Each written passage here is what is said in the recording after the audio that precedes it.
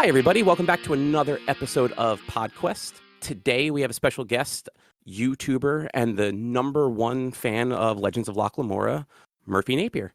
You said the title wrong. What did I say wrong? Fake fan. You said Legends of Loch Lamora. It's lies. Oh, you're right. You claim you love the series too. It's a lie.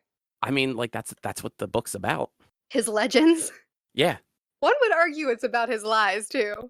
I mean, it's kind of a little bit of everything. Sorry, all your fans already hate me now because I've already interrupted to fight. No, it's okay. Every one of our episodes is us arguing with each other. Oh, good. So this actually fits the theme. I'll get my knives out. Yeah. No, like, we record our normal, like, weekly episode tomorrow, where we all decided to watch Gremlins, like the 1984, like, movie. Oh, yeah? My one friend does not like movies. Like, he just, full stop, he doesn't like fiction, I should say. Okay. And he's already been in our group chat. Not, like, arguing, but, like, have you seen Gremlins before? No. So this won't make sense to you, but in the movie, there's a little dude named Gizmo. He looks like a Furby. And they tell the kid who gets him, don't feed him after midnight, don't get him wet. And my friends in the thing, it's like, well, what does after midnight mean? Technically, all time is after midnight. I'm like, dude, it's a movie. Come on now. That sounds like the kind of conversation I would be having. Yep. And my other friends in there, like, arguing with him about it. It's like, well, yeah, but if I say, hey, let's hang out after 7, you're not going to be like, well, every time is after 7, so I'm on my way over now. All we do is argue. Save your bickering for the podcast. What are you doing discussing it in advance? Oh, we'll find more to bicker about, believe me. Okay, good. It's what we do best. We're all from New Jersey. So there's plenty of bickering then? Oh, yeah. That is what New Jersey is known for. Oh, fun. Yeah. The arguments and tomatoes. That's all we have. Okay. Yeah. See, look, you learned something. I learned something. It didn't make it sound very appealing. I maybe won't be going to New Jersey tomorrow. I mean, I wouldn't advise against it. Oh, okay. Yeah. No, New Jersey's fine. It's fine. You just, as long as you know how to drive correctly, and that is stay out of the left lane if you're not going faster than everybody else. Okay. You'll be fine.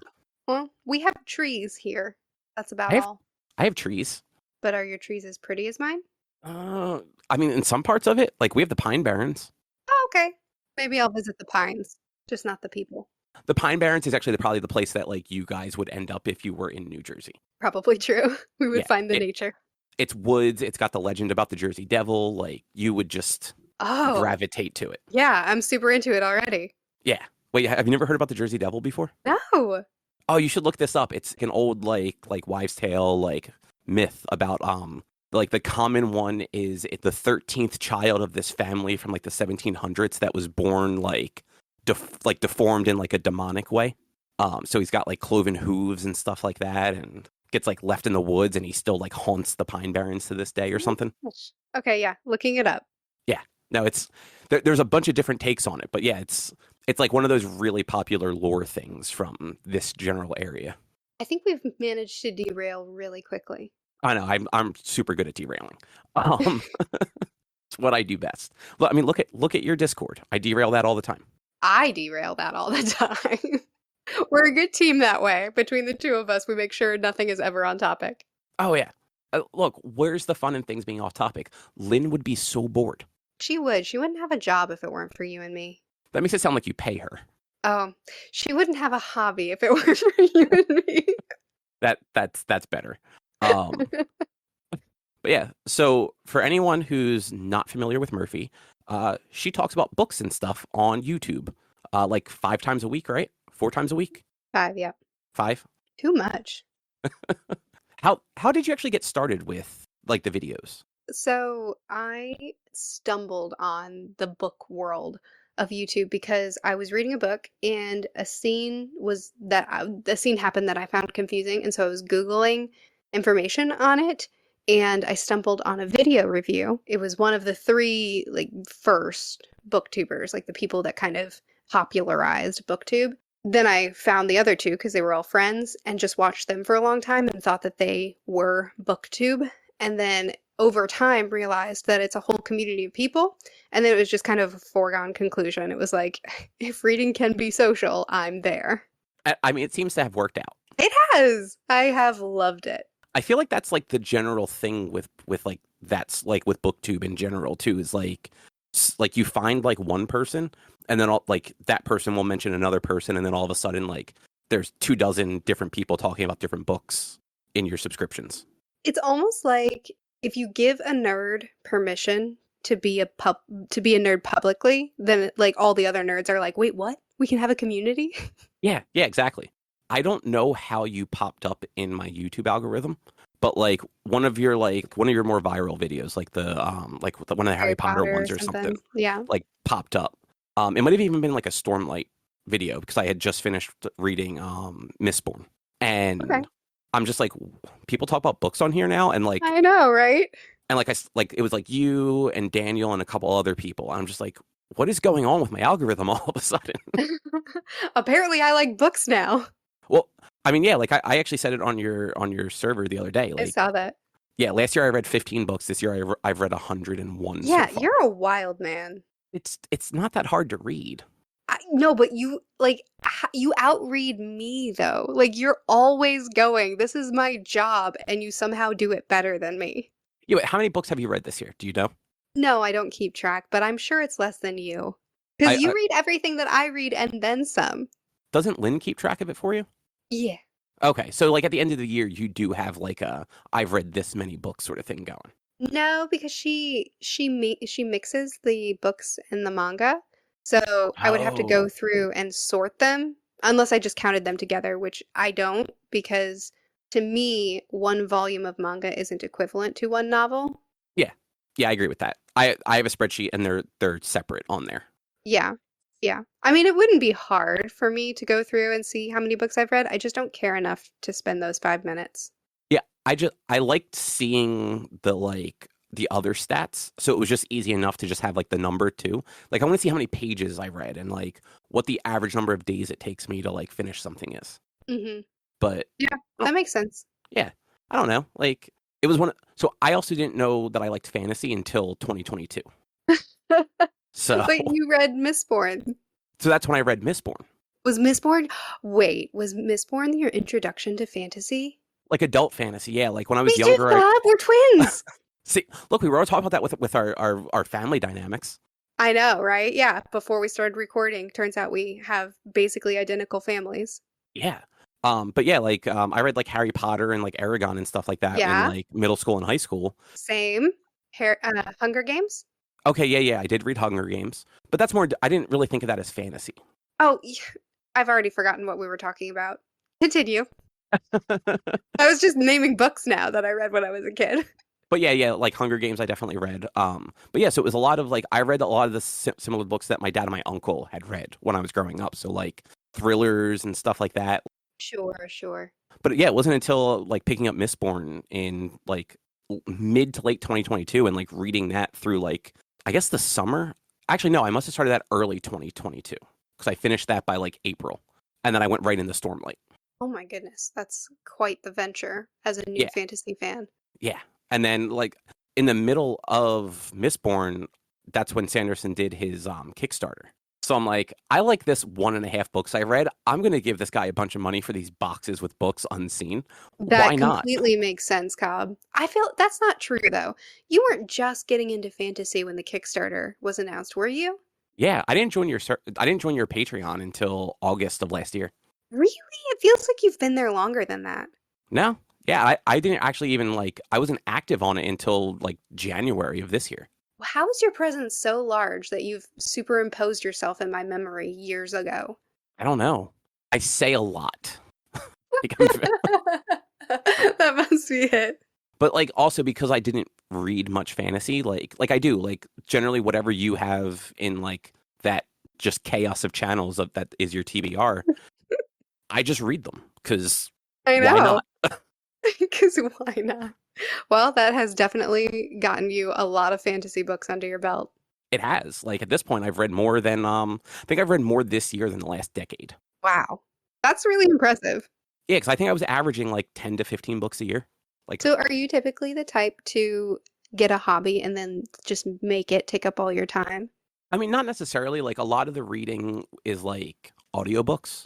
So, like, oh, I guess a lot of the speed is coming from audiobooks. Okay, let me So, ask you a different way. Is it normal for you to get into a hobby and then devote a lot of your time and attention to it? Because you spend a lot of time just chatting on the server too.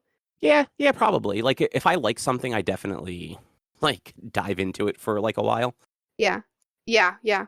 See, the reason I ask is because that's how I am. If I find a hobby that I like, I usually make it my personality, which is why I typically don't have time for a lot of hobbies. I just have like a few interests and then I just those are my interests. And then you find ways to make those interests overlap. Like you really like boats, so you read a lot of like nautical fiction. That's so true. I love the ocean and boats and anything nautical, so I will tie it into my other hobbies any way I can.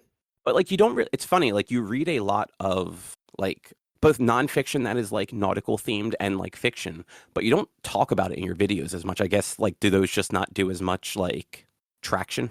See, all those make it into my reading vlogs, so they still get talked about. It's just, I don't know. I think I think they get the same amount of attention, Cobb, because no, go ahead. So maybe you're cutting stuff out of it. What Like do you maybe you're mean? talking for them longer and it's rambly, so like you're trimming it down so those things like just seem shorter. Oh, you just think that I don't go as in depth with them? Yeah, like Yeah, that's fair. I feel like the wager you talked about quite a bit after reading that one. I loved it. But like maybe like coming back alive, like Well, you haven't seen that vlog yet. has that not gone up yet? No, because I put that vlog off. So it's going up Oh. on Thursday.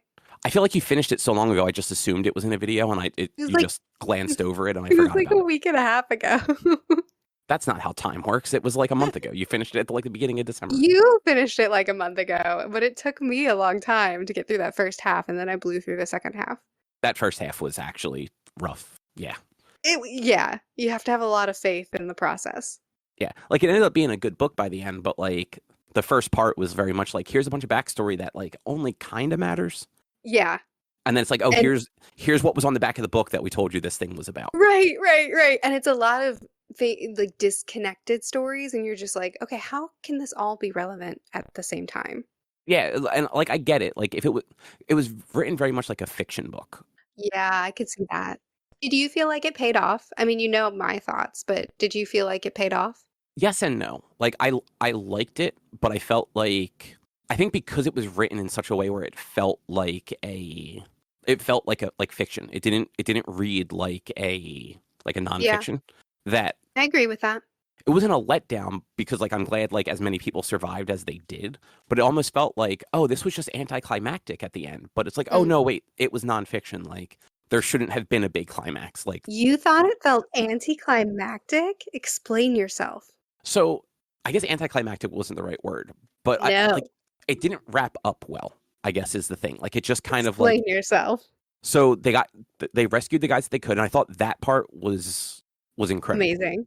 Yeah, Yeah. like like the I guess third of the second half where it was like the helicopters going out trying to like rescue these guys, like exhausting their options, like nearly dying themselves because the conditions they were in. I forget everyone's name, but like the guy that was basically the captain of the boat that was injured, that was Yes. dying, and Yes. like that whole bit there, like all of that was thrilling. But like once that was done, it all just kind of wrapped up very quickly. Interesting. See, once we finally got through the rescue, and to be clear, because I feel like we just barely, you kind of like quickly said the book title. So if anyone is still listening to to this side tangent on a side tangent, it's the book is called Coming Back Alive, and it's a nonfiction rescue story. But when we finally got through the rescue, uh I was like, oh my goodness, I need to know how the survivors survived. Like, I want to know about their PTSD. I want to know about their survivor's guilt. And I thought that the author did a very good job of touching on all that and kind of leaving us without dragging out the falling action, still leaving us with knowing kind of the cost of being a survivor in such a situation. So it reminded me almost more of, and you don't watch a lot of movies, so like this might Nope. not click, but like a lot of times in movies, especially like coming of age movies, there's that like pre-credits roll where it kind of gives you like, and such is doing this. Or have you Oh, ever Have you ever watched the Great British Baking Show? No. Oh, well, you should watch the Great British Baking Show because that does it too. But yeah, it's like here's where this person is, here's where that person is. I felt like it was just all very like quick, and with Yeah. how much was front loaded about these people. I kind Mm. of wish that was shrunk down and the back half was stretched a little bit more. I Because think that's a valid complaint. like I enjoyed it still. It's not like it was a bad book. Again, the first half drug, but like once stuff happened, and I don't even know if I would have thought it drug as much as it did had the prologue chapter not been so aggressive. Prologue was very aggressive, and then it really slowed down. But I think that's kind of a common narrative style of getting you with the hook and then going backwards and slowing things down and getting you back up to that point. That's true. Like a lot of books do that. If the prologue isn't like happening in the middle of the story, it's something else to kind of like get you excited about what's going on. Yeah. It's just that beginning. That beginning just really drug everything kind of down a Yeah, little it bit. really did. I can't even remember exactly, like I can't even articulate what it is about the first half that because it took me I don't remember 2 or 3 weeks to get through that first half. And this is a short book, but I just couldn't be bothered to pick it back up. And then once I finally got through that part, I was completely engrossed. So maybe that's partially why I enjoyed it more in the end, because I spaced out the first half and the second half so much that the second half kind of stood on its own a little bit more for me. That's possible because I think if I remember correctly, because it has been like a month for me. I read like that prologue and I'm like, okay, this is good. Because I think I even said something too. I'm like, hey, that prologue was a lot. This I might not remember be like that. a quick read. Yeah, you even DM'd me to warn me that it was going to be a heavy start. Yeah. And I think I said it in the channel too. Like, content warning for anyone that's like prone to like issues with this stuff. Because Right. it was about as graphic as something like that could be. Mm. And like so like I like did that, stopped for a little while, like came back like 2 days later, did like another chapter and like did that for a couple days, but mostly because that beginning kind of slowed down so much. I'm like, oh well, I have like 6 other things I'm trying to read right now too. Hmm. So I'm like, this is going really slow. I'm going to focus on this other thing. Yeah. Yeah. And then I hit a point where I'm just like, well, I'm done the other things. I'm just going to like blast through this. And then it was worth it. Oh yeah. Yeah, like once I got to that back half, I'm like, I just need to keep going. I need to know, like, Same. do they make it? Who makes it? Like, how do they make it? Yeah. I probably would have DNF'd if my dad hadn't told me it all comes together and it's really, really good. That first half, like, considering how much stuff doesn't happen, and it's really just like, hey, this dude, really handy, built a cabin, got himself a wife, lived off the land. Like, great for him, but like, what does that have to do with a rescue story? Right. Or like, Yes. yeah, I think one of the other guys like left home at 12 and just became like a hobo, like working odd jobs across the country until he eventually ended up in Alaska, of all places. Yeah. I think you That- and I find that with a lot of the nonfictions we read because we usually are reading nautical nonfictions, and a lot of what we read is like rescue and survival stories. So there's only so much story to tell. So I think we find a lot of padding in the kind of books that we tend to pick up. Yeah, you know what, that's probably true. I think I keep looking back at like something like The Wager, which had the padding, but like the padding was still interesting because it was leading up to the crash. Yeah. So if I remember correctly, Kyotori and Kratos both were pretty underwhelmed with that book, but you and I really loved it. Didn't you love it too? For The Wager or for Coming Back Alive? For The Wager. Oh, I loved it. I was mad at you for it not being on your actual top 10 list. Was it not? No, it's like one of your honor. It's Oh the yeah, it was one last of my honorable honorable mention. mentions. That's true. Whoops. I Like, don't know. like you had something else where I'm just like, okay, that was a good book, but like The Wager It was was better. it was Wild Swans. So I went I yeah, fair enough. Well, so I So didn't read Wild Swans. It was one of the other ones that's that I on had you read. then. Like, but you can have more than one nonfiction on your top 10 list. I It's didn't okay. feel like I could. I Why? felt like I had to pick It's one. your top 10 list. I know. Well, it was really a top 15 list. I just called it top 10. That's fair. That's fair. But yeah, no, I liked The Wager so much that we actually bought a copy of it, and my wife has an uncle that lives in California, Hmm. and we bought a copy for him and sent it to him for Christmas. Oh, that's awesome. Did he like it? So Well, he I literally guess just he opened probably it hasn't had yesterday. time. Yeah. But like Okay. I we've sent him books the last couple of years. So like last year, I actually sent him The Way of Kings. Oh yeah? Like sight unseen, didn't know if he liked fantasy. I'm just like, you know what? He seems to like stuff similar to this. Maybe he'd like reading a fantasy novel. And then we talked to him like 3 months later. He's like, yeah, I've read all of these. Like Oh my goodness. he got the rest of them, and he's like, yeah, and like I've been digging into like some of the other stuff. I'm trying to figure out what the Cosmere is. That's amazing. Yeah, like we were talking to him yesterday for Christmas. He's like, yeah, I just finished The Reckoners. You got to So send like, him a couple of our pirate nonfictions now. well, I mean, I sent him the wager. That's like That's adjacent. not pirate nonfiction. They're naval men. I said it's adjacent. No. We've been reading books about historical pirates who are glorified criminals, not naval men By the who time are they got trying to back to survive. England, they were criminals. I mean, Okay. well, look, if I was going to send him a pirate nonfiction, which one? Under the Black Flag has been my favorite that we've read. Oh, that was a good one. That that was the one in my head, but I definitely had the name wrong. No, you didn't know. Wait, what's your favorite pirate nonfiction that we've read? So I really liked that one. I also liked I liked the Roberts one. Oh, If a Pirate I Must Be. That was a Yeah. good one. Yeah, I liked it, like it focused because it kind of focused on him, but also segued to the other people a little bit. It did. And it's another thing with these, we've read what, like four pirate nonfictions this year? 4 or 5. And all of them, we only have so much history on these pirates.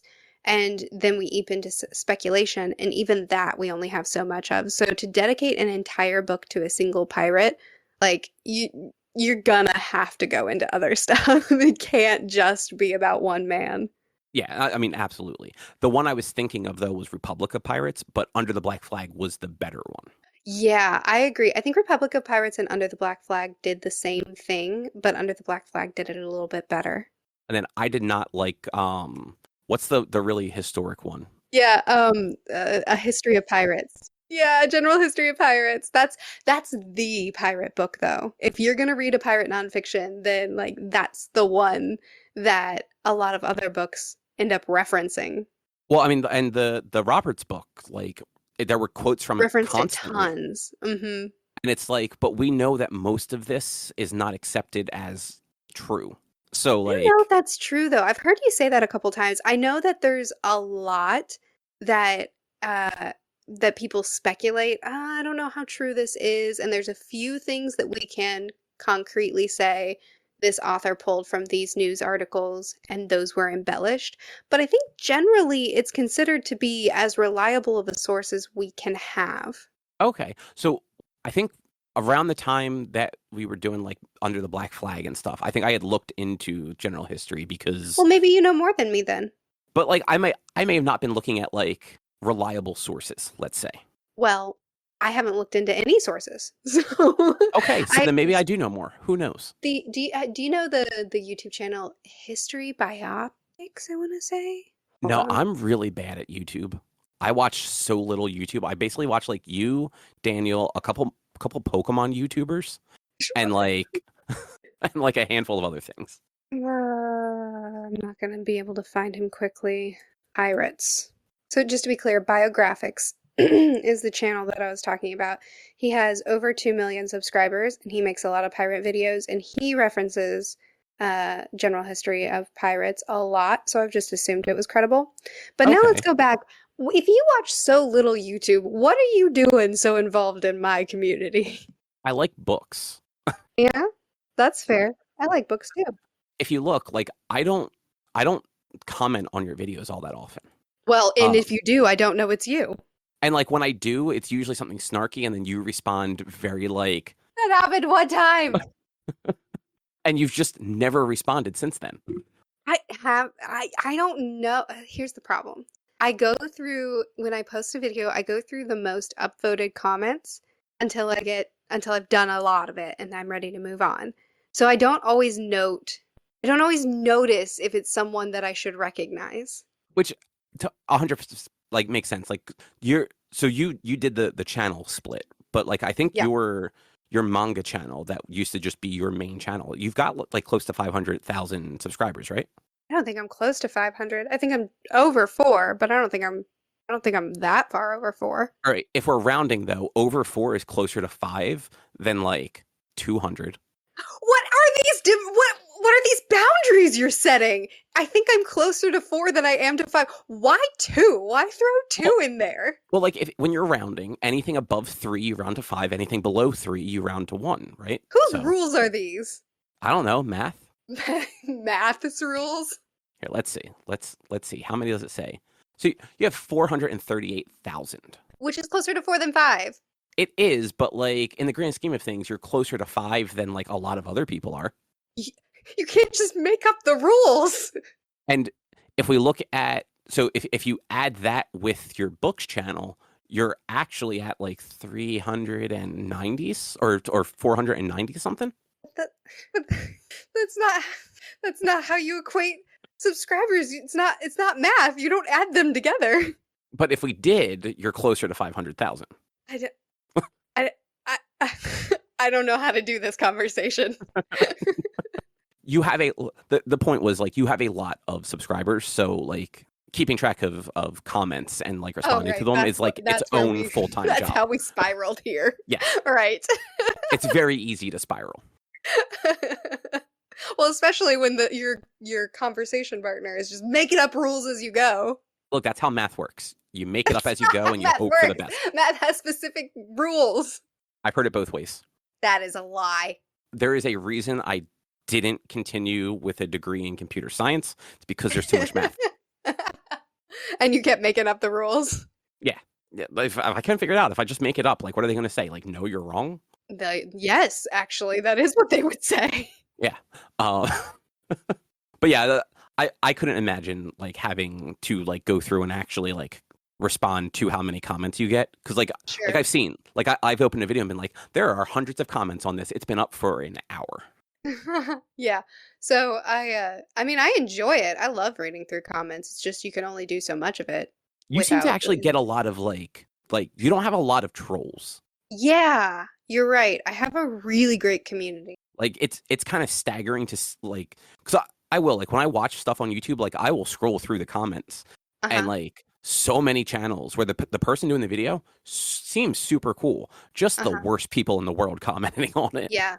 Yeah, I oftentimes am a little bit baffled at that because the internet is such an unpleasant place to be so often. And somehow I found myself in one of the most pleasant corners of the internet. I don't really understand how that's happened.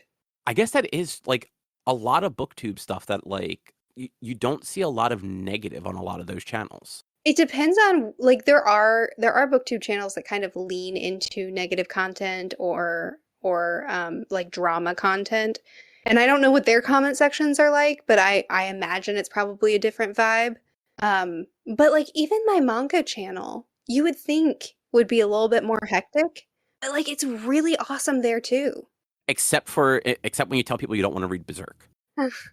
No, I just ignore those people. I just don't say. That's not true, actually. I've said many times that I'm not going to read Berserk, and there are people who have their feathers ruffled about that. But for the most part, people are like, I'm not happy about it, but oh well. Yeah, I do think it's funny how much people want to influence you and like what you read. And like I get it, like they're a fan, so they want you to read the thing that they are a fan of. They want to hear my commentary on it. Yeah, they want to hear your commentary. They want you to be a fan of it too. They want you to like gush over it the way they probably do. But like if something's not for a person, just let it not be for them. Yeah, I think part of it is that I try to make my community as much of a community as I can. So like I try to make it interactive. I want people to give recommendations and I want to read what people are interested in hearing my commentary about. And so because I invite people to influence my reading, if they're unsuccessful, if they suggest something and I say, no, I'm not going to do that one, then it's almost like, no, you opened the door to this. Why are you closing it now? Yeah, but even then though, like and I'm basing it mostly off your Discord servers. Oh, sure. The people on both of those, like I don't really interact on the public one. Yeah. But like your Patreon one, like people will like, be like, hey, when are you going to read this? Like that's it. Well, like, again, I've opened that door though. Like Yeah, I have a suggestion form and I hold polls for people to choose what I read. Like I open the door. So there is you're right. There can be a lot of pushiness and that can sometimes be a little bit frustrating if someone refuses to drop it. But for the most part, I am aware that I opened this door. Like I told people, "Hey, I want your input and I want this to be a community thing." So I can't really get fussed when people want it to be a community thing and exactly. obviously people should respect my no, but I also understand that, this is just a byproduct of it. Yeah, I think in some cases, just like from what I've seen, like some people are joking more than being serious. Like they do Sure. want you to read like the thing like Berserk, but now it's almost become like a meme on the It server. has absolutely become a meme. We have a meme for it. We have a GIF for it. Oh, that's true. Yeah, the welcome gift actually just say no, you don't want to read Berserk. But like so I think some people lean into that a little bit harder, but like Sure. no one does it mean spiritedly. Where like if you No, look yeah, I agree. like I follow a lot of gaming content, like Hmm. podcasts and stuff like that, and like I no longer go on Facebook, but like when I did, like being in like groups for those like podcasts, like people were always so angry about stuff. It's like such and such didn't like this game, or such and such didn't play this game. It's like, well, why would they? Like, when have you ever heard them talk about a thing like that? Yeah, the gaming community is odd. You would think that it would be chill because it's just a bunch of people playing games, but No. it's weirdly one of the most toxic spaces. Yeah, I that might be why like my impression of like YouTube comments is colored the way it is because of how much gaming stuff I followed over the years. Yeah. That like dipping into like the book side of things in the last like 2-ish years, let's say. Um, it's just like, oh, people are like nice over here. Like they just Yeah. want you to enjoy the thing that they enjoy. Yeah. It's crazy. Yeah, and you seem to be one of the more like approachable, I guess is the best way to put it. Well, you Like don't watch YouTube, so what do you know? well, no, like from like the people that I do watch, like not that anyone is like unapproachable, but like you're in your comments, like you're on your Discord Sure. servers, like you are actively engaging with people, like you recognize, like not on YouTube obviously, but like on your servers, like you know who people are for the most part, Sure, sure. and even like your public server, I think you've got some like crazy number of people in there now, like 7,000, 8,000, Hmm. and it's like that's Yeah, a lot of people, it is. It is. even if only 100 are active. Yeah. It the internet is big. And they let anybody on there. So you get kind of a mixed bag. Um so I think for my especially for the Patreon, which is a more, it's a smaller community of people, it's kind of like my place where I get to just hang out and goof off and just chill. So I don't know. I don't know how active other people are on their servers, but it's almost like this is my space. This is my spot where I just get to hang out with my friends. Yeah, and like this isn't like booktuber specific, but I know like some just content creators in general, they're like, please don't tag me and stuff. Like Oh, if you're sure. responding, like turn off the tag. Like please don't at me. Don't send me DMs without like getting approval, sort of thing. And like I get that. Like Yeah, yeah, absolutely. It can get really overwhelming. yeah, like I can't imagine how bad your notifications are on a daily basis because you are very like, oh no, like if I say something, respond to me. Like Yeah. like oh you're reading this book, tag me when you get to this part and let me know what you think. Yeah, yeah, that's true. I don't know. I like hanging out with people. No, and it makes it social. Like it makes reading social as opposed to Exactly. just like sitting in the corner of your house, like hoping your kids are like occupied for an hour while you like read a book. Right. Yeah, that's true. Well, yeah. And once you finish a book, you want to talk to people about it. And that's the point of the server is that you get to do that. Or while you're reading it, when you get to a really exciting scene or in our server, we have a lot of competition where, like right now I have an ongoing joke with one of the guys I'm reading Dandelion Dynasty with that I'm going to steal his girl if I finish the book first. And like that kind of stuff. That's I would miss that, if I removed myself more.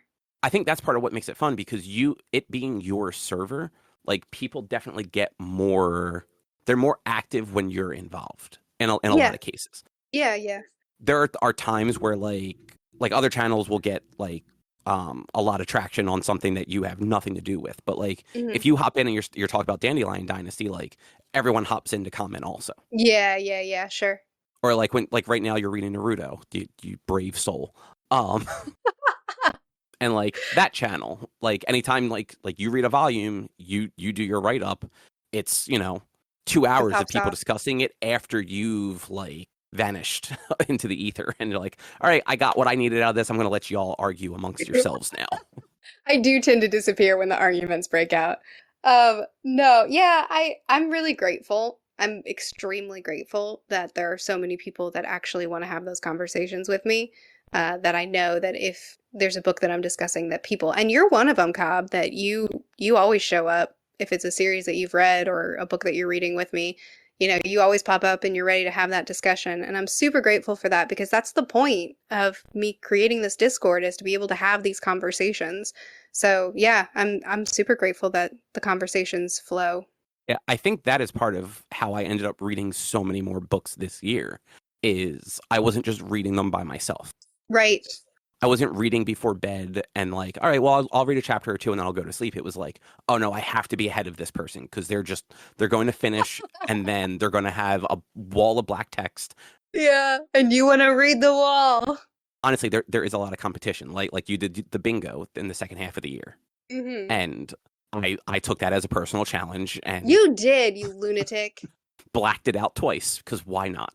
Because I could barely black it out one time. Which is crazy because you read so much. Yeah. But I guess like it's those specific things that you don't read. Like I think you said before that like anthologies are just not like a thing you read a lot of. Exactly. Yeah, I put certain prompts on there that I thought would be appealing to other people and that weren't appealing to me. Because in my mind, this is a bingo board. We're all trying to get bingo. And then you people were like, I'm going to get a blackout. And then I'm going to get a blackout twice. And then I was like, well, then I need to get a blackout too. So it took me a really long time to meet the challenges that I didn't plan on meeting. Yeah, that there were a few on there that like because I wasn't really changing what I was reading so much. Like I added a few things in there to like get like the anthology one. But in a lot of cases, I'm Hmm. like, where will this book that I read fit on this board? Like, can I make this Hmm. fit on this board somewhere? Right. That was the way I did it initially, but to get a couple of the final prompts, I had to actually add stuff, which ended up working out because I enjoyed a lot of the things that I added after the fact, like the to fit the anthology role. It was something that I wouldn't have picked up otherwise, and I ended up really enjoying it. What did you do for the anthology? Monster? No, it's called Wanted. Sorry, one of the short stories was called Monster's something else. I'll just say anything. It doesn't matter. Wanted. It was a collection of Oda's one-shots. Oh, I didn't know that that was a thing that existed. Yep. Even made a short about it. I don't know what shorts are. I'm going to be honest with you. It doesn't matter. Okay. It was a collection of one-shots by the author of One Piece. Were they tied to One Piece at all, or were they actually like unrelated? Two of them were tied to One Piece, and then the other three were just their own things. Oh, that's actually really cool. Like that must have been weird too to like because you are current with One Piece, right? Like you read the chapters Yeah. as they release. Yes. I like I see the videos always go up, and I assumed those were the most recent chapters, but Yes. I am not caught up. Yeah. Where are you? So we're watching it instead of reading it because my wife is also into it. Uh-huh. We are we're in Fishman Island right now. Oh So like my right goodness. after the time skip, and I'm just really really annoyed at Sanji. Ah, Like yeah. It's not his finest moment. yeah, like so far like every episode has been like okay, all this other stuff around here is great, but like then Sanji's there, and it's like, And then Sanji's dude, you're there. bringing it all the way down now. Yeah. See, it's a shame because he's either the best character or the worst character, depending on what arc you're in. You're getting to that in Naruto too. Who? Why? What? Jiraiya. Who? The Toad guy. Oh, he's never the best. He's only the worst. No, like I'm not going to spoil anything for you, but like he is both the worst like Master Roshi was, but Yes. also the best like Master Roshi was. Yes. Well, I believe the worst. I haven't seen any of best mentality out of him. He's only been awful. No, there is a reason people like him. It's very much like do you remember early Dragon Ball and how just despicable Roshi was? I do. It's very similar. Like he doesn't have a lot of redeeming qualities right away, but like as the story goes on, like some of that Mm, comes out. okay. Well, good. I'm looking forward to actually having complicated feelings about him instead of just wanting to kick him out of the series. Yeah, he's the worst as far as like that like pervert humor goes. Uh-huh. Like I can't think of anyone else that really leans into that in that series, Hmm. which is good. That is good. Gotta have the perv gag. Every manga needs one. Every manga needs one. I just wish it weren't directed at children so often. Yeah. I think isn't Bleach on your list to read at some point too? Yeah. I feel like that one actually doesn't have a prominent one. Good. Like I'm like trying to remember. Like there are definitely like there are some weird characters and there's definitely some of that humor like throughout it. But like I don't feel like there's the like super perverted old man character. Cool. Well, I'm happy to hear it. It feels like I've just resigned myself to it will never not be here. Oh no, if it's a shonen, it's almost always there. Yeah. You will for the rest of the time that you read manga, which is apparently forever since you have a channel dedicated to it now. Yeah, yeah, I do. I have officially become a weeb. Which speaking of, like how has that been going for you? It's been going really great. It's a change that I have known that I needed to make for a long time, but I just have chickened out over and over again. And now that I've finally done it, it's like, this was absolutely the right call. That's good. Yeah, because so for anyone that's not familiar, originally you had like your main channel that like just all of your main stuff went on. Then you had like your reviews channel that was like your vlogs and your like spoiler reviews. Uh-huh. And you swapped those what in November? Yeah, I think so. Yes. It's been very recent. Yeah, one is dedicated to just like books and novels and stuff like that, and one is dedicated to just manga. Hmm. Yeah, I originally thought that the two could coexist because it's all reading. So it makes sense to keep it all together. But my audiences didn't overlap as much as I had assumed that they would. So it just became essentially two sets of audiences being hosted in the same space. And it wasn't working, especially for my bookish people. I got a lot of complaints from my novel readers just wanting me to have two separate spaces, not wanting it to be intermingled. And I kind of dug my heels in a little bit because I was annoyed about the complaint because I was like, it's all reading. Why do you care so much? Just pick the videos you want to watch and don't watch the ones that you don't want to watch. But I also understand if you're not interested in half the content that's being produced, then that is unappealing. You want a space that's just for your particular interest. And what does it matter to me? No matter what, I'm posting the same videos. I'm just now putting them in two separate spaces. So I'm really glad that I finally listened to the complaining because it was the right choice. It feels really good to be able to just lean fully into both instead of trying to always make sure I have the perfect balance of the two. And like you still have it balanced actually pretty well. Like you do the same number of videos like per week. I actually Like post more videos now. I was doing 4 a week, and since I switched, I now do 5 a week. what is it? 2 manga and then 3 book? Yeah. Yeah, that's a good balance. I feel because one of them's just like your reading vlog, right?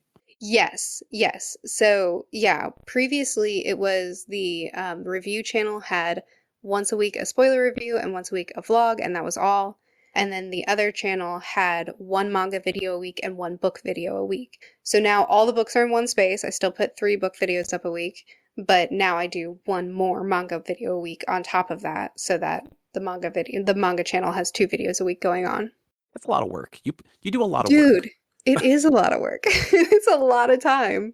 Like, do you script your videos? It depends. I script if I'm doing a deep dive, then I script, or at the very least I do like a bullet point outline so that I make sure I hit all the points I want to. But for the most part, the most scripting I do is just the bullet points because I think I do better when I have a free flowing conversation than I do trying to recite a script. That makes sense. Yeah, none of your stuff ever feels like you're reading off a script. So it was Good. either like you're really good at reading off a script, or No. you don't read a script and it's just all like top of your head. Like, here's what I Yeah. remember. Yeah, I try to, for my channels, for both the channels, I really try to have the vibe of just like we're hanging out talking. And I think if I were to read a script, it wouldn't feel like a chill conversation. It would feel like a presentation. And I really don't want to come off like a YouTuber who has it all together because I don't. And people will be like, wow, she sucks. But if it's clear that I don't have it together and they're just like, hey, she's just somebody trying to talk to you, then, it's more acceptable that that's all I'm capable of doing. You know what? Like, I feel like stuff like that works too, because like you're not the only one that kind of like leans into Like, I'm not 100% right every time. Like, I'm going to make mistakes. I'm going to get a Sure, name sure, yeah. wrong. Like, I'm not here to educate you on something. I'm just here to talk to you about something that I enjoyed. Yeah, I just acknowledge, like, I realize that there are people that are really professional and really, really know the content that they're making. And then there's people like me where I'm like, I'm experiencing this for the first time. I'm brand new. Experience it with me. And that format works for me. Like, I'm never going to be the smartest person in the room because I'm too much of a variety person. I'm not like my whole identity isn't one series. So that means I, I'm going to know less are than you people who sure know it about more. that? Okay, you don't even know the name of my favorite series, so don't even talk to me right now. It's the legends of Jean Ten. Stop! That's it, right? No.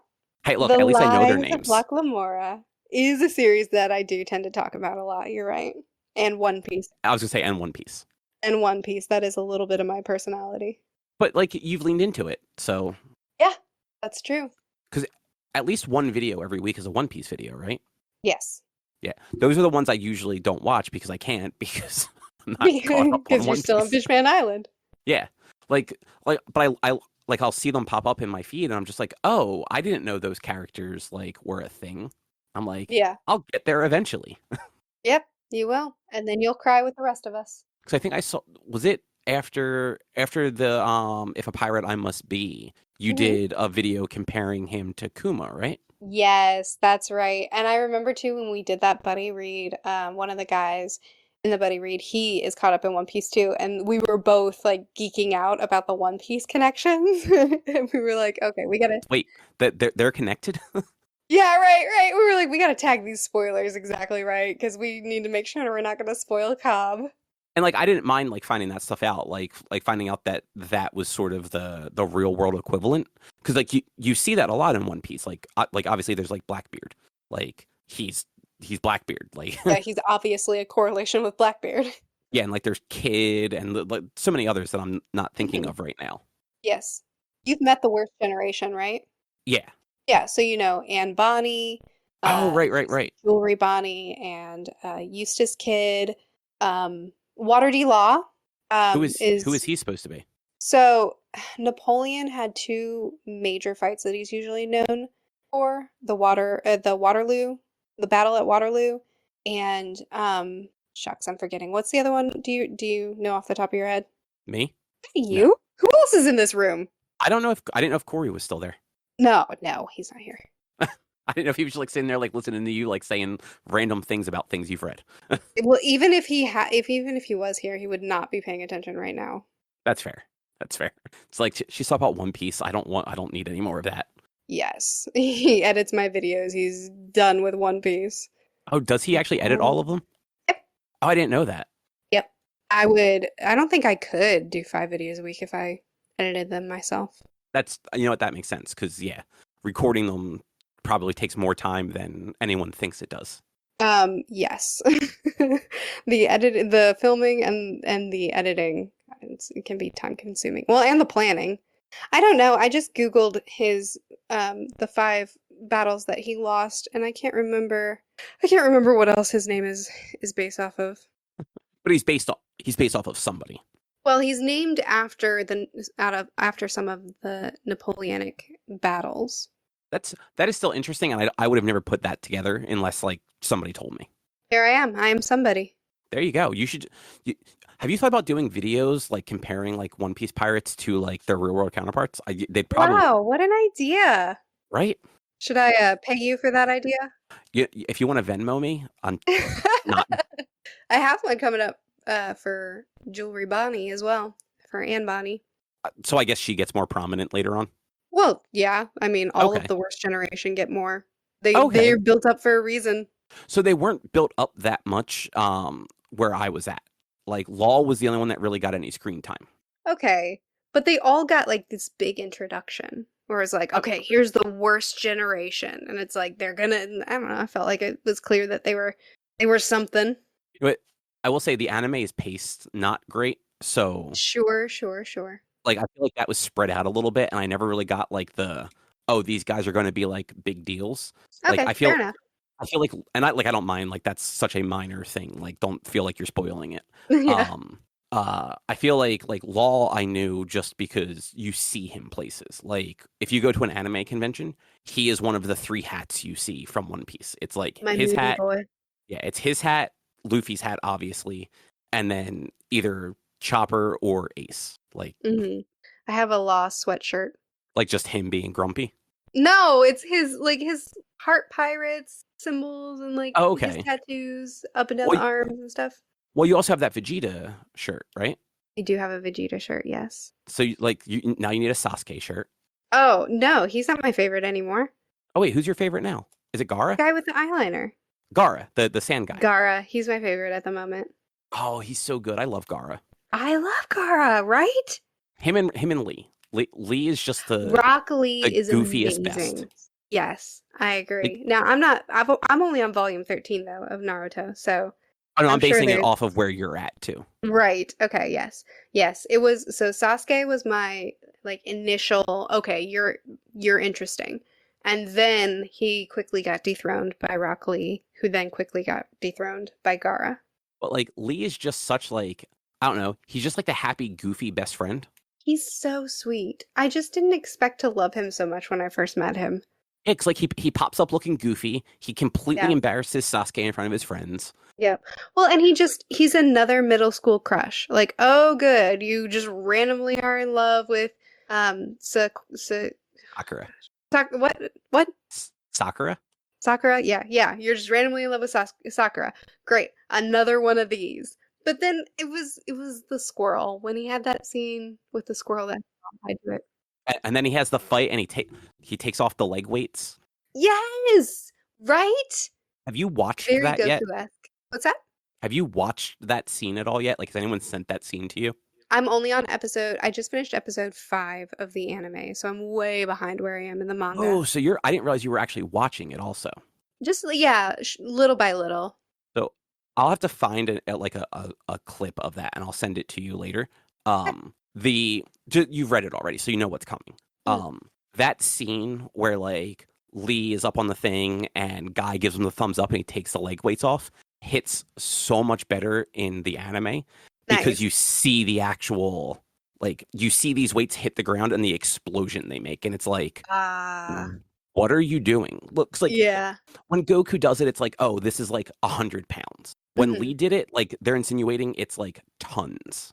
Killer. Yeah, I'm Yeah. excited. I imagine the fights will land better in the anime for this because like okay, so for Dragon Ball, I didn't watch any of the anime except for when I filmed my reviews for it, I looked up certain fights so that I could include it in those videos. But with Naruto, I'm actually doing the anime and I don't feel like Dragon Ball needed, at least for me, I didn't feel like I needed to see anything in the anime because Toriyama's paneling is just so impeccable. But with Naruto, I've been very spoiled by Dragon Ball's paneling. And so now I read Dragon Ball fights and I'm like, oh, this is very different. And I have to readjust to like standard paneling instead of Dragon Ball paneling. So I do think that I'm going to like the anime actually bringing it to life more. Yeah, and so I grew up watching Dragon Ball Z. Like that was on like after school when I was like between 12 and 15. So that like I would go home and I'd watch it. I actually didn't read the manga until this summer, like when everyone was reading it. Yeah. And like reading through that, I'm like, wow, like this, like some of this is translated like paid like scene for scene into the anime, but it's so clean. Like, and you talked about it when you did your videos and just like on Discord.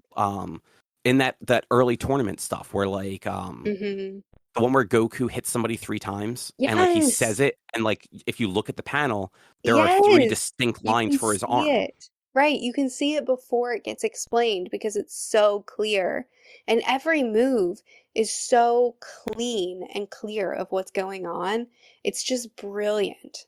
Yeah, like Toriyama just he is so well like referenced or whatever you want to say for manga because of that. Like he's like famous for just character designs in general. Like he used to do a lot of video game character designs and stuff too.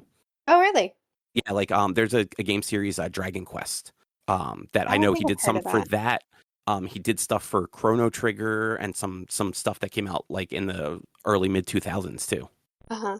You can tell it's Toriyama. They all look like Goku. That is a very distinct style. Yeah, but yeah, I agree. Like you look at that, like those fights, and then you look at like the Naruto fights, and they're not bad, but they don't. So much is happening that like you can tell something's happening, but it's not necessarily. You're not realizing how heavy those weights are that Lee drops. Like there's not Yes, that like that's true. gravitas to it. Yes, that's very true. But also, I just think with Dragon Ball, every move is so clear, and I think I'm not super well versed in manga. I'm still getting used to a lot of things, but with One Piece as well as with Naruto, a lot of times I can get lost in the fight, and I don't pick up on every single detail. But with Dragon Ball, it's like every detail is made so clear. You definitely got spoiled with Dragon Ball. I know. Like, is My Hero Academia on your list at all? It is, but it's not super high up. So I think it's a really like nice story. Um, but the art is good except the action. Yeah, that's a shame. It's tough because I read Dragon Ball so early in my manga reading career, so now I've just been so spoiled that I have to get back to used to what's more common. I feel like you keep saying like early and that you're new to it. You've got a lot of manga under your belt at this point. I mean, maybe for someone who hasn't grown up with it, but I didn't grow up with it. So like people have read so much. Like when I talk to other One Piece creators, I feel like every series they are already familiar with and have grown up with, and I'm just like, I'm reading this for the very first time. I don't know anything about Naruto, so here we go. But I think that's the thing. Like you're talking to other people, even like in your own Discord. Like so many of the people in like in those channels are like people that like they live and breathe manga. Right. So like yeah, when you're looking at them, it's like oh man, I've read like nothing. Like Exactly. and absolutely, there are a million other things out there, but like you've read a lot. I guess so. Maybe if you're not a weeb, then it probably seems like a lot. But as a new weeb, I'm like, oh, I'm so young. I don't know anything. And you've read a lot of the like you haven't read all the big ones, but like you've read a bunch of bigger, well-known things too. Like Hmm. because like you're caught up on One Piece, you've done all the Dragon Ball, you're doing Naruto. I think you did like Vinland and Vineland sagas or whatever they're called, right? I always forget the names Vin of those two. no, yeah, Vinland Saga and Vagabond. Thank you. There you go. And then there were other ones I'm drawing a blank on, like the To Your Eternity or something like that, Yeah, right? that wasn't great. Yeah. Yes, I have. I've read Yona. quite a few. Yona of the Dawn. Yep, I've read quite a few series. It's true, but I just still feel behind. You gotta lean into being the manga expert. No, that would be terrible for me. If I start acting like I've got a big head, people are gonna hate me because everybody knows I know less than them. You got to do like that alter ego that like some people do. No, I can't do it. No. Like put on a different pair of glasses for a video and like do your hair different. Like maybe wear a hat or something. And like you don't do lower thirds on your videos, right? What? You don't do lower thirds on your videos? What? Like Daniel does it. Like when he smacks his thing away. Oh, oh, what? Those are called lower thirds. Just like putting text on the screen? Is that what you're saying? Yeah, but like at the bottom where it's like your name or like your like handle on social media. You don't do that, right? I'm not like misremembering. Oh, no, I don't. Well, you do it for this and you spell your name with a U instead of an E. Oh my gosh. So it's like different glasses, like different hairstyle, you and your name, you're a different Murphy. I could be the Murph when I'm being the manga expert. Just really hype myself up. You just spout nonsense about manga like you're an expert on it and just wait for the chaos to ensue. I already hate my alter ego. She's obnoxious. Let's cancel her. It's too early for that. You need to do at least 2 videos. Oh gosh. It'd be a great April Fool's joke.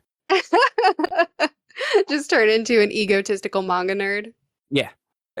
It's a shame I mean, like, and it's not a shame because it would be so much work, but like, can you imagine like privating a bunch of your videos and just releasing a video where it's just like, you're this like super obnoxious like manga nerd and like that's the video on your channel? Like you just rebooted everything. Well, actually, I know the series better than you do, so maybe you should sit down and let me speak. Exactly, and just like total nonsense. No, Like I hate when it. Goku fought Sasuke, everything just fell apart for the series. Just make things up. Yeah, just like put characters together from series that have nothing to do with each other. Oh my goodness. That would be really funny, but it would also really make people angry. Oh, it would. And that's kind of the shame with like YouTube is like you could have fun with that, but there would be those like replies of people who like didn't get the joke. Oh, absolutely, it's true. One of the One Piece creators that I'm friends with, we have like a joking feud going on. And people take it so seriously. Like even though Is it the we're one that you kicked out of the chat the one time? yeah. Okay. Even though we're super obvious about it, like this is clearly a joke, people are still like so offended on mostly on his behalf. Like people are super offended at me because he's too nice. And so I lean into it. And then people are like, she's such a jerk. And he's like, guys, this is clearly a joke. Which is funny because like if you watch your videos, anyone listening is now going to know this. You have like two different personalities. You have your like video personality, and then you have like what I assume is your real personality. What? I think my video personality is my real personality. The difference is when I film a video, it's just me. So you only see me talking to me. But when I'm hanging out with other people, you get to see the banter. I think even when you're with other people, you come off a little more wholesome. When I'm with other people, I come off more wholesome. No, no, not more than normal, but like more than like how you are on like Discord. Oh, yeah. Well, when I'm on Discord, I'm just hanging out with my people, so I'm goofing off a ton. Well, exactly. That's what I mean. Like so, like you have that like public persona that like is in your videos, and I feel like anyone that's watching that stuff, it's like, oh no, like she's not a mean person. But I'm a mean person on my Discord. Is that what you're getting at? Absolutely. No, it's the banter. The It's amount of times the you threaten to ban people yeah, but it never happens. because you don't know how to. That's Oh my goodness. other than like your top 10 that you just did. What's Uh-huh. like what is like a book that wasn't on there that you really liked this year? A book that I didn't like. No, that you did like that just didn't make your list. I think I almost put the Temeraire first book on there. Okay, that's a good choice. His Majesty's Dragon, that's what it's called. Yeah. Yeah, that one just barely didn't make the cut. And I guess that was like an end of the year one too. So that would have like just squeaked in there. Yeah, there were a couple actually that just squeaked in. You like I obviously you do like your vlogs all year and reviews and spoilers and all that stuff. Do you keep like a tally as you read stuff of just like not a tally is the wrong way to put it, but like do you just like star things? So you're like, okay, this is one that's like definitely up for like my top list of the year. No, I really want to be more organized in 2024. I, for someone who aggressively plans as much as I do, I'm not an organized person. Like, I like planning for the future, but the past is just like chaos. So once I finish a book, I'm just like, and now it's done. Bye. And so then when it comes time to make lists like this, I have to go through the spreadsheet that Lynn keeps, and I have to go through every single book. And what I did for my top 10 list is I just went through every single book and everything that I thought could potentially make the list.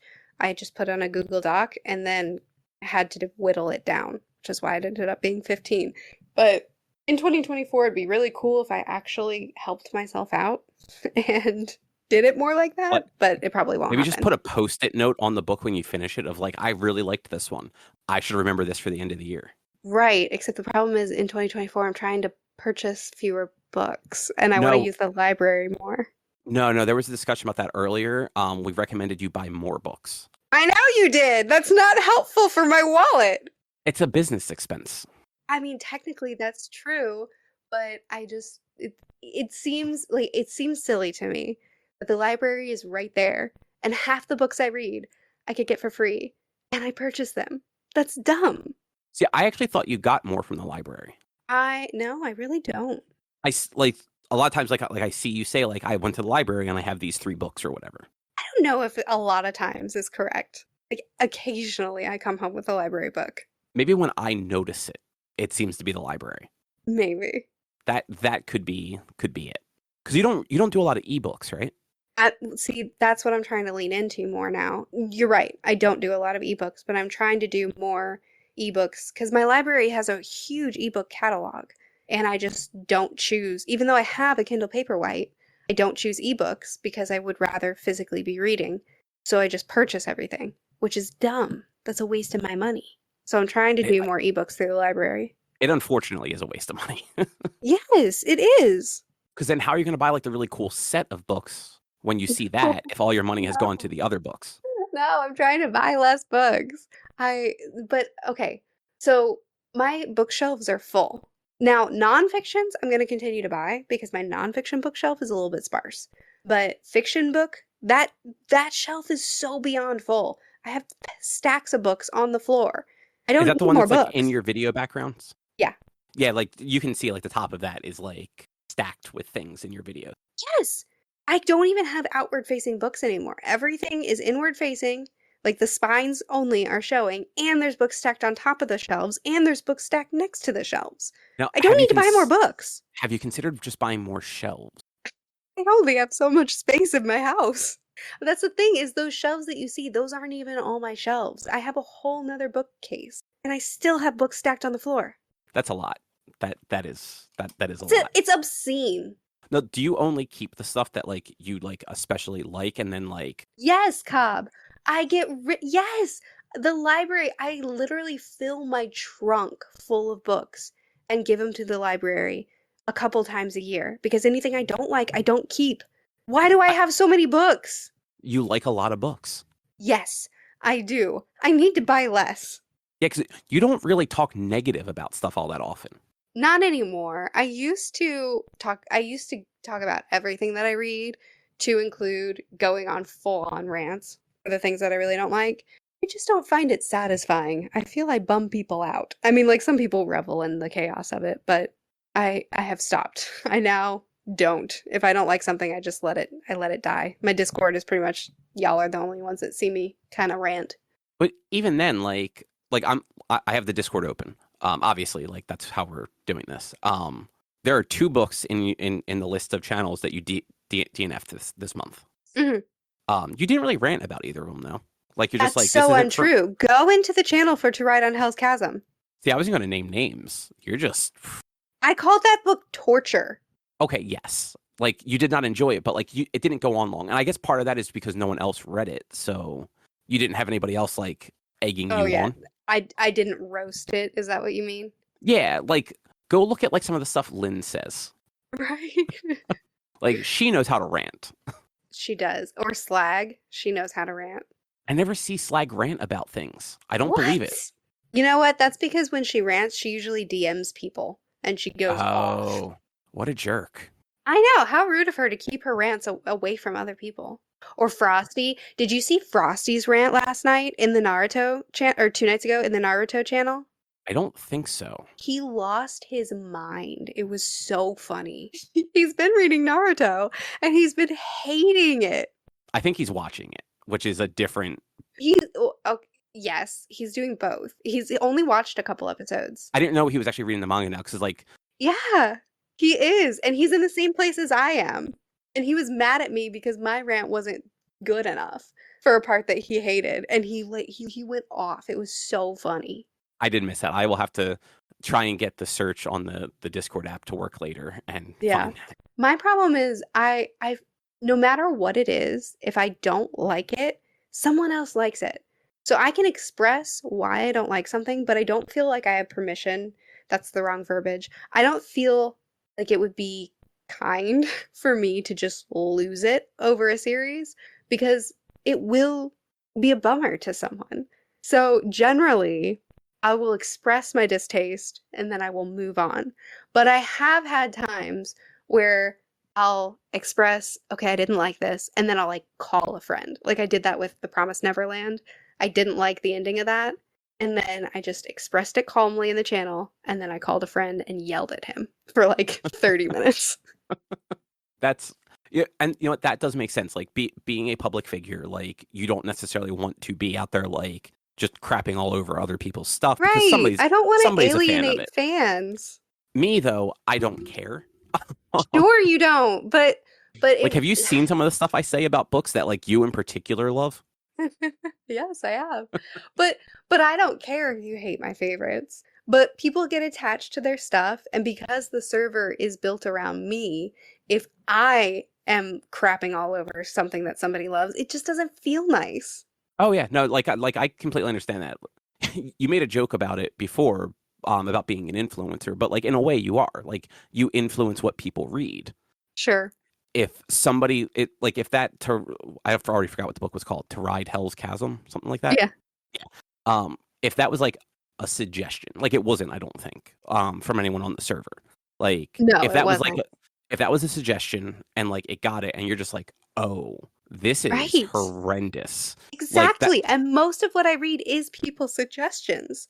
So if I'm just like going in off of something that someone else has influenced me to read, that's going to make that person feel bad. honestly, like in a video, like people don't necessarily like it's different if like you read something that's known to be bad. Like Sure. it kind of like Mystery Science Theater sort of stuff. Like watching something, reading something that is like just accepted as bad to do like a joke video on it. Like Sure. that's different than like you reading something that's like a real thing and then being like, this was awful. Like nothing Hmm. about this was good. Yeah, exactly. There are books that I read and I have a great time with how bad they are. Like earlier this year, we read Eye of Argon together. Oh, that was great. It was so much fun. But when I went to make a video on it, even though this is known to be a terrible book, I did research on the author and learned that he was kind of screwed over and it like wasn't his fault that it was published the way that it was. And then I was like, I don't want to pile on now. You know, like it never seems to be a positive thing for me to do that. Yeah, and like it was different like talking to like the six people that read that and like everyone kind of like Right. joking It's about it and leaning into it. yes. But Yes, it's different when it's in a small, isolated space versus me going onto my channel with 400,000 people that are going to see me just roasting something. almost 500,000. That's not even true. Look, we're manifesting it. Okay. That's how that works. According to your math, apparently. Look, math is definitive, so it's got to be right. But you keep changing the rules, so how is it definitive? I don't make up the rules. I just enforce them. Okay. It's real simple. So you say. But yeah, that actually does make a ton of sense. Like, and not just that. Like, do you want to spend like, let's say like a 15-minute video takes you an hour to record? Yeah, it just depends on what video it is. Like if it's a really research-based video, like when I do my videos on a historic figure and comparing them to One Piece characters, those ones usually take me a super long time. But a standard video where I'm just talking about something that I've read, I do stumble over my words and have to retake, but those videos flow pretty easily. Yeah. So like, let's say a 15-minute video is like 45 minutes. Then like add an extra half hour of like recording time. Like, do you want to spend 45 minutes like just being a bummer on something, or like do you want to spend 45 minutes like talk about something that you really enjoyed?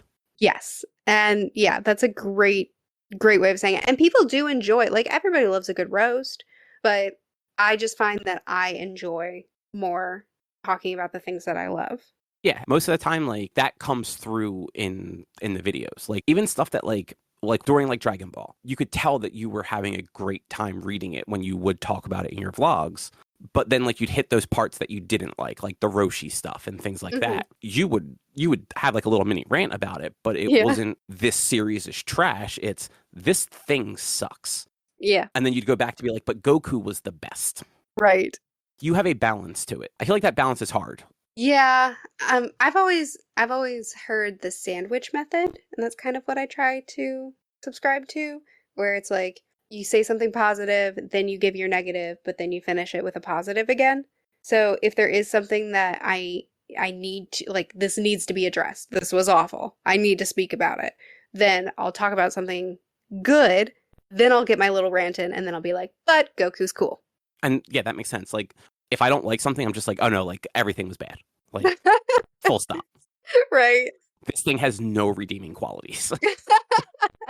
Even if like I liked 3/4 of it, I'm like, no, like this 1/4 was so bad, the whole thing is bad. Just don't waste your time. That's so funny. I think I can be that way. I think I can be. It depends on if the rest of it really was good, then I can easily separate it. But if the rest of it was just okay, and then you have this really awful thing, then it's just like everything sucks. I hate everything. Like to ride Hell's Chasm. Well, I didn't get far enough into To Ride in Hell's Chasm to actually give any sort of real thoughts on it. All I can say is that the prose was like trudging through sludge. I read the first page, and that was all I got out of it. You know what? Good for you. It's about all you need. You DNF'd out. I'm like, it can't be that bad. So I read the first page. I'm like, oh, all right, never mind. And, Hey, I put quotes in the channel. You didn't even have to go that far. You just had to read what I wrote. well, like I saw the quotes. I'm like, that can't be the whole thing, right? It is. It's a shame. Yeah, honestly, like I feel like December was that month where you're like, I'm gonna like read less, and then like you pick two books that like were like immediate DNFs that like just freed up your list even more. Yeah, but then I got sick and I read way less, and I'm still behind on my reading, even though I should be way ahead. Yeah, you're still not done Dandelion Dynasty. I was supposed to finish it tonight, and then I remembered I had this podcast. Sorry, I honestly wasn't sure if you remembered or not because I messaged you like 7 hours ago. Yeah, and I only just saw it right before the podcast started, and I was like, oh, I'm here. Yeah, do you just get bombarded with DMs from people? Yes. I kind of figured. Like I said before, like you're very approachable. Yes. And I want that. I don't want people to feel bad if they have something that they want to say to me. I want them to feel free to speak to me. But it does mean that sometimes it takes me a long time to get to every DM because it can be a little bit overwhelming. Back when we were reading The Magicians, Yeah. before there was a channel for it, I remember DMing you because you were the only other person reading it at that point. And like I'm just like, I am so sorry to bother you. Right. Yes. Yes. This is what? Yeah. I just needed to like say that to somebody else that was a human that like knew what I was talking about. Yeah. Yeah. There was a lot of what the whats in the Magician series. Yeah, poor Quincy. No! Poor me for having to deal with Quincy. I meant more poor Quincy for just being like just a pile of garbage for 98% of that book. For reference, we know his name is Quentin for any fans of the series. And also to be clear, I love the series so much. I just hate Quentin. Yeah, you didn't make it through the show though, right? No, I actually forgot about it. I'm not good at watching things. Yeah, it's fair. I mean, you read enough that like finding time to watch shows is probably like Yep. on the back burner. Yep. Especially when you're reading like 4,000-page books every month. Well, I don't think I read that much. I don't know. I mean, Dandelion Dynasty, the last book is 1,000 pages. Yeah, but it's taken me like a month and a half to read it. And then have you started Republic of Thieves yet?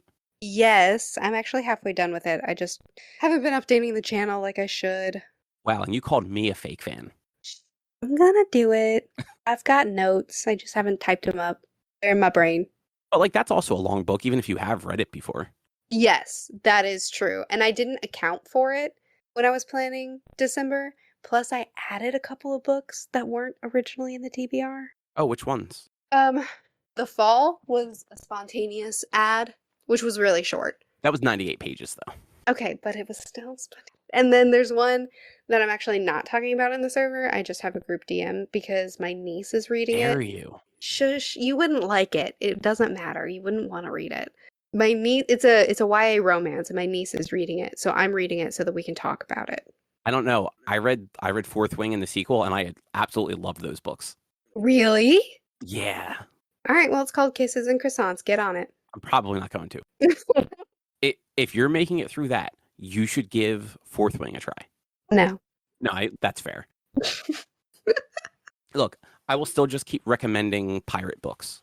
There you go. It's so easy to get me if you just pitch a nautical book. I've told people that. Like when people say like my book never gets picked, I'm like, does it have a boat on it or a dragon? Yeah. Find a book with a boat on the cover. It will probably get picked. That's so true. I'm very predictable. Which, you know what? We haven't talked about boats enough. Boats. Why do you like the nautical books so much? I love the ocean. Is that it? You just like the seafaringness of it? Yeah, I just like the ocean a whole lot. Okay. See, I like the ocean as like I don't like being at the ocean, but I like the idea of the ocean. I hope to someday be able to move by the ocean and live my life in the water. Just get a boat. I Just get like a nice like 18th century schooner and just live on a boat. think you're confused about how much boats cost. If you're just like, just get a boat. I mean, I didn't say buy a boat. I said get a boat. There are We're pirating. Okay, yeah. that I could get down with. Look, we just read the If a Pirate I Must Be. Uh-huh. That man in the span of like 4 years took like 26 boats. Oh, he became captain after like 6 months of being on the ship. Yeah, but over the span of like a couple of years, he then went ahead and like took like 20 other boats. Hmm. Like every Okay. time they found a boat, he just kind of took it and just like, this is mine now. All right. I can do that. Yeah. Just hop in a boat and be like, I own this. This is mine. Like, who's going to stop you? The owner? They're not there. Probably the police. Uh, Once you get into international waters, you're safe. I've Okay. learned that from movies. All right. And then like the parenting gig, I'm just done with that. No, you bring them with you. Bring You the need kids. Bring the kids. Yeah. you need people to help you like with the sales and stuff. So I just basically need to be like the pirate in Red Seas Under Red Skies. Exactly. Okay. Or oh wait, no, same book. Never mind. I was thinking of what was that other one about the Chinese pirate? So the pirate's name is Cheng Ji, but like the historical pirate that book was based off of. I don't remember the fiction book that we read though. I can't remember. I'm looking at like my list. That was like June-ish, right? No, I think we read that in like January. Deep as It the was- Sky, Red as the Sea. That's the one. And it was June. What? Yeah, that was June. Wow. I thought You that know what was got read okay. in January? I thought The it got read in Senlin January. books. The Senlin books were Ew. read in January. Yeah, that's another series that people still ask. They're like, when are you going to read the next Senlin book? And I'm like, oh man, that is so far gone. Did you DNF the second one or the third one? The third. I pushed through the second. Barely. I'm going to read the third one or the fourth one. Okay, well, good luck. I don't want to, but I own it, so I feel like I have to. Wow. That is not the life I live. Yeah. Look, I finished the Oak Island book too, remember? Oh, yeah, I hated that book. Oh my gosh. It was not good, but I finished it because I bought it. That book was some kind of torture. You know, I think that the thing is like you buy physical books, so like if you don't like it, it's like, well, I'm going to donate it to the library. Like I'm not getting anything back for it, but I'm giving this to somebody else that can use it. Sure. I buy stuff ebook or audiobook. I can't do that. So, Yeah, it's just wasted. yeah, so it's like I spent money on this. I'm going to just power through it at some point. Okay, but you could consider it this way. I've already wasted my money on this. Do I really want to also waste my time? Well, so like a book like the last Senlin book, and actually I did this with Oak Island too. I crank the listen speed way up, and I just do audio only. How high do you crank it up? I'll do like 2.5 times. Okay. So you get through it pretty quickly when you go that fast? Yeah, like maybe like 2.75, because you figure 2 times cuts a book in half. That's still so much of your time. That's so much of your time listening to a book that you don't even enjoy at a pace that isn't even enjoyable. But I get it done, and then I can Rob! complain about it. Okay, well, I do understand the appeal of being able to rant. Yeah, I won't do it straight through. Like I've done that a couple times. Like I did the last argument of King. No, before they are hanged. Uh-huh. That's the second first law book, right? Uh-huh. I did that entire book in a day. What? How? That's like 500 pages. Only audio, and I had it like 2.5 times. Yeah, that's one of the books that you have really bad taste on. I don't like it at all. I know, you're wrong. I've seen videos with like Abercrombie. He seems like such a nice guy, and I I want to like the book know. so much. I got to interview him. He's so fun. He seems like such a swell guy, and I'm like, Yeah. but I hate your books. Wow. Get to Best Served Cold. I think you'll like Best Served Cold. So I have a bet with Udi. So he has to finish the second and third live ship books by March 1st. If he does that, I will read the third first law book. Just skip the third first law and get to Best Served Cold. But if he finishes all of Realm of the Elderlings by the end of the year, I will read the rest of First Law, like the whole. The Age of Madness trilogy. Okay, well, I'm rooting for Udi. I want you to get to the best of Abercrombie. I do agree that his original trilogy isn't as strong, and it's not fair of me to be like, oh, just get through 3 500-page books, and then you get to the good stuff. Because I did enjoy all of them, but also you should get to Best Served Cold. You know what it is? Like I found like I'm definitely like a character reader. Like I want to read about characters. Hmm. I didn't like anyone in those books though. It's like Hmm. you know how like there are books with like even villains that you're just like that's a great villain. Like I don't care that they're the bad guy. They're great. I hate them and I love it. Yes. I don't even get that out of those first two books. Is that how you feel about Gia? Oh, she's so bad. Such a great character. So well written. Like, but God, she's awful. He's awful. Oh, there was a really funny 1-star review I came across today. I need to put that in the Discord. Or that book. Yeah, for Speaking Bones. Oh, who would dare do that? Give Speaking Bones 1 star. Yeah, Apparently a fair few. that is infuriating. How much do you have left in that? I only have like 100 pages. I could probably knock it out. No, I probably won't finish it tonight. No, probably tomorrow I'll have it done. Oh, that's good. So as far as like those first three go, like Wall of Storms was like the number one for me. I loved that one. Yeah. Speaking Bones is like right up there with it. Really? Okay. Yeah. Like I really I liked Grace of Kings, but I thought it was a little slow at first because it was just all over the place. Mm-hmm. And then the same thing happened with Veiled Throne. It was kind of like all over the place for like the first like third or so before like it focused on that cooking competition that I adored. The cooking competition was way later. It was like the Was very it that end of much the book. later? Yeah. Yeah, the first third of Veiled Throne was more in the like settling of remember the group of people that were kind of merging two cultures? Right, right. Because I remember that one also introduced like some new characters, but years before. Right. Right. But yeah, then Speaking Bones was like Wall of Storms. It's like here's a very like focused story that just ties everything up so well. Mm. Yeah, Speaking Bones really has been phenomenal. I'm at a point where it's really hard to put it down. Yeah, and then you end up staying up too late. Yeah. You read like a bunch of things at once too, right? Mhm. Do you actually like set yourself like I'm going to read like I know you have days for like manga. For books, I try to have end dates. Like I want this book done by this day. And then I just kind of like section it off. I know about how much I need to read each day in order to meet those goals. And I very rarely actually keep those goals. It just helps me to have guidelines on things. So no, I don't have like Speaking Bones is on Thursdays. It's not like that. It's more just I know about how much I want to read every day. Okay. So you like jump around between the same like different books in the same day even? Mhm. Okay. I do the same thing, but like I always get called weird. Well, that's because you read like 12 books at once, Cobb. I mean, how many do you read at once? 3 tops. Have you thought about doing like 8 or 9? No, I'm not crazy.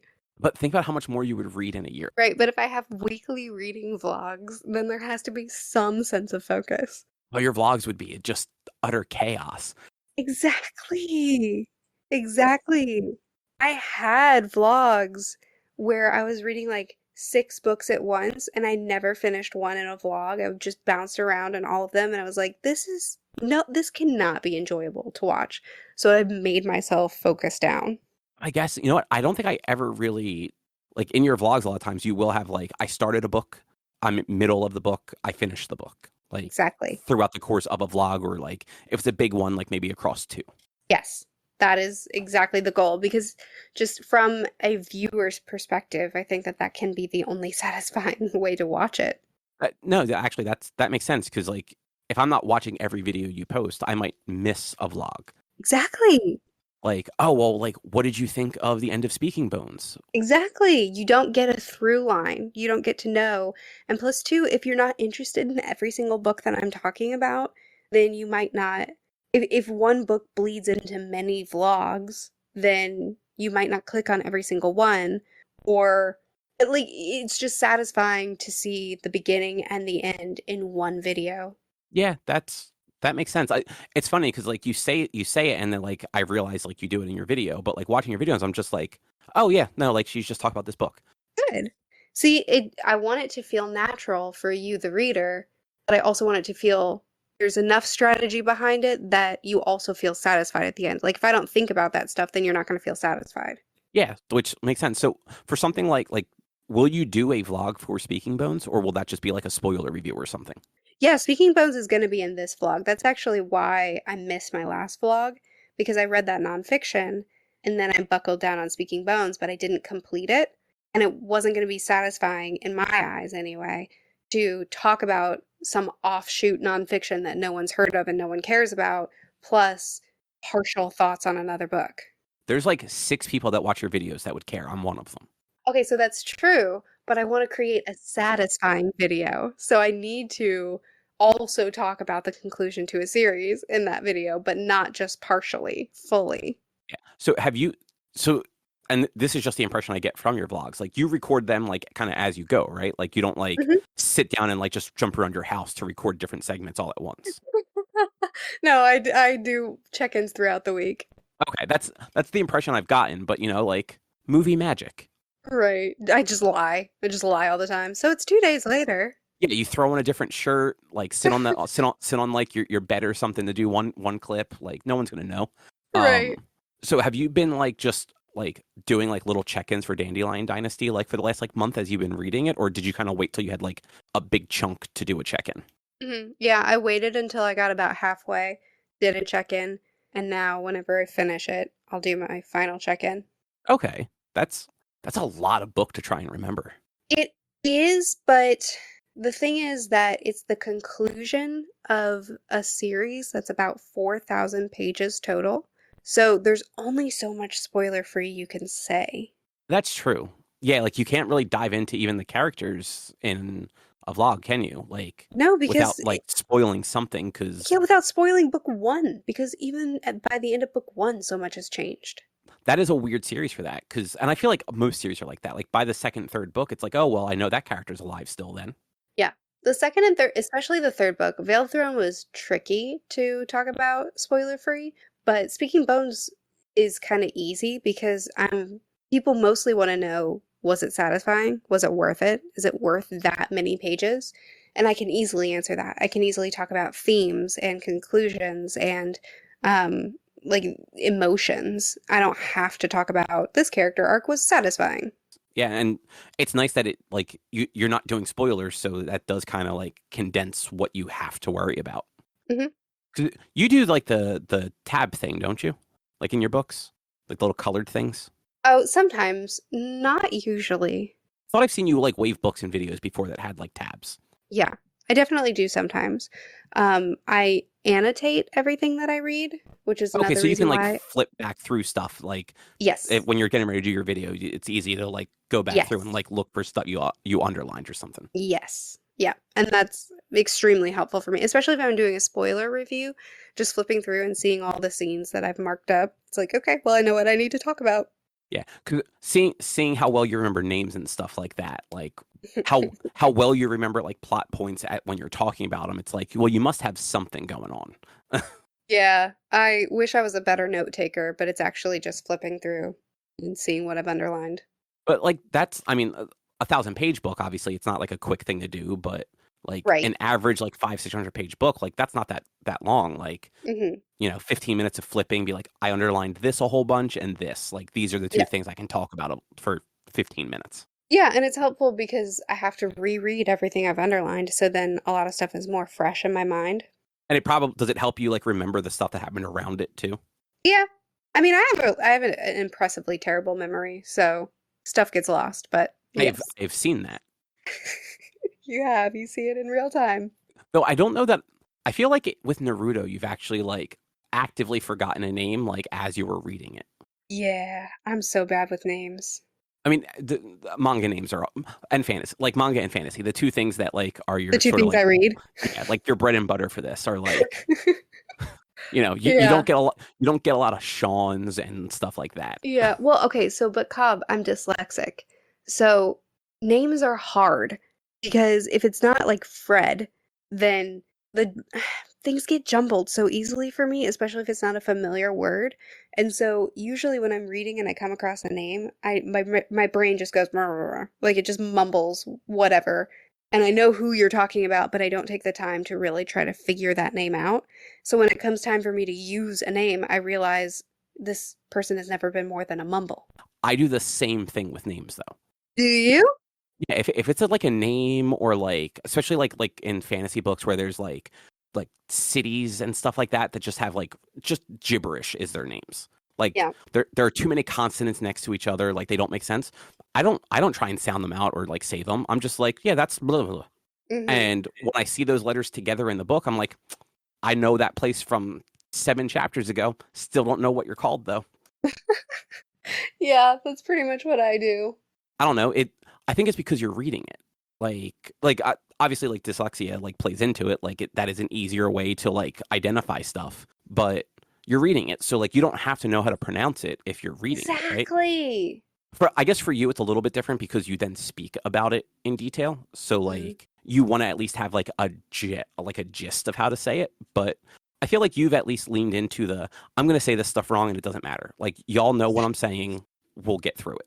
Again, I have a very kind corner of the internet, and so they just meme all the time. Like when I mispronounce something, they're just like, "Oh, there's Murphy," and they like make a gag of it. So I'm very grateful that people are gracious. Like that's how Quincy happened. That's how Quincy happened. Like what you do with names, I feel like everybody does that. I Yeah. bet if you put a poll up and said like, do you actively read the names or do you just sort of substitute random sounds? It would be an astounding yes. Yeah. You're probably right. It probably has less to do with my dyslexia and more just reader probs. Like dyslexia, like I'm gonna sound dumb, but like that's like what like letters like don't necessarily look right to you, right? Or like out of order sort of thing. Um, yeah, yeah, it's like it's hard to describe very quickly, but things just get scrambled and almost become illegible, where it's like you're reading a sentence and the words will scramble up, and so it doesn't make sense. That makes it even crazier the amount that you read and the speed at which you get through things. Yeah, nobody ever believes me, but I'm really not a fast reader. It's just that I devote a lot of time to reading. Obviously time helps, but like you definitely must have some amount of speed to finish like the amount of books you do in a month and still like you have a family. Like it's not like you're just like living in a cabin in the woods by yourself and just spending Sure. literally 8 to 12 hours a day just reading.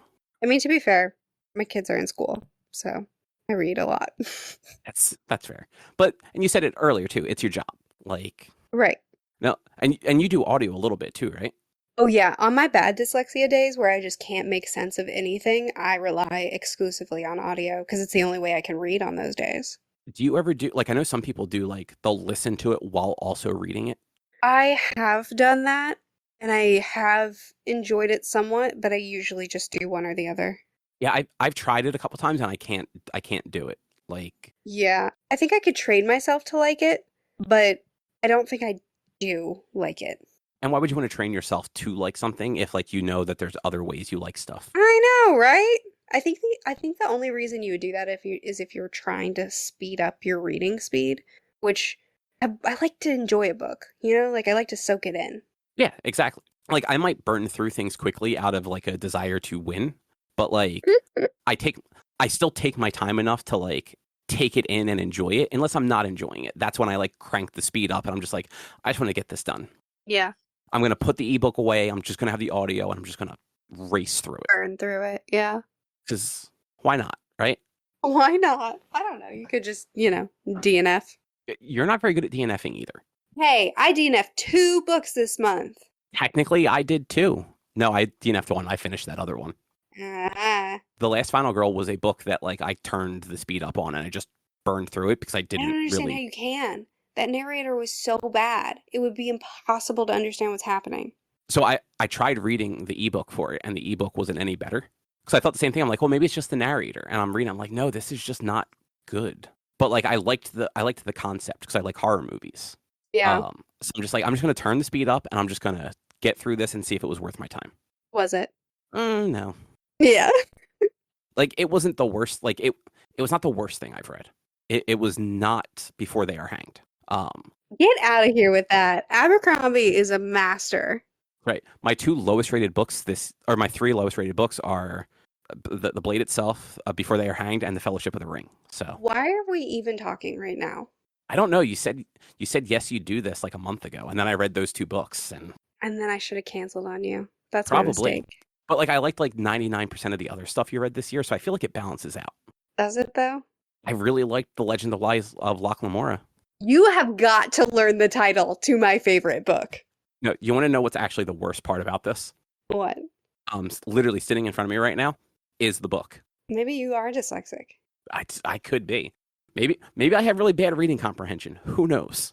Maybe you do. I'm gonna start quizzing you on books when we finish. You can do that, and I'm really good at Google. It's my job. Stop! There's no way Google can help you. I'm gonna come up with some really abstract things. And then I will ask somebody else. I'll phone a friend. It'll be fine. But I think I've probably taken enough of your time this evening. It's like 9 o'clock now. I just remembered I have a video to edit. Oh no, I'm sorry. It's okay. I forgot about it. I'd probably be doing something else if I weren't here. That's fair. I almost forgot about this too after messaging you. Like Did it was you? like yes, like I messaged you at like I don't know lunchtime, Mhm. and then at like when you messaged me, I saw the message on my phone. And I looked at my phone. I'm like, oh shit, I'm supposed to go record. And she's like, what time? I'm like, 10 minutes. Oh my gosh, it was 10 minutes until record time no, it was 14 minutes. I was like, oh, I'm supposed to be doing a podcast. And Corey was like, when? I'm like, 14 minutes from now? At least we're both bad about that. Yay. And we both showed up. So that's all that matters. That is all that matters. But thank you very much for coming on and chatting about books and your channels and all of that. Yeah, and thank you for having me. Absolutely. Where can everyone find you? I'm going to put it in the show notes also.